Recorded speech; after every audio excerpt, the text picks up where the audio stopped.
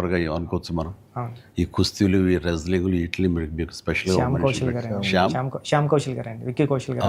Okay, Shyam Kaushal గారు ఆయన్ని, నభాకాంత్ execute చేసే ఫైట్ మాస్టర్గా ఆయన్ని, అండ్ జానీ మాస్టర్ కోరియోగ్రఫీ, ఇక వీటన్నిటి ఆర్ట్ డైరెక్టర్ గారండి రత్నవేలు గారు, రత్నవేలు గారు, ఇలాంటి వాళ్ళందరి కలయికతోటి వాళ్ళ ఇన్పుట్స్ తోటి అండ్ వాళ్ళ ప్రయత్నాలతోటి అత్యద్భుతంగా రూపుదిద్దుకుంది. ఇది ఒక కళాత్మకంగా వచ్చిందని చెప్పొచ్చు. And it's a timely film.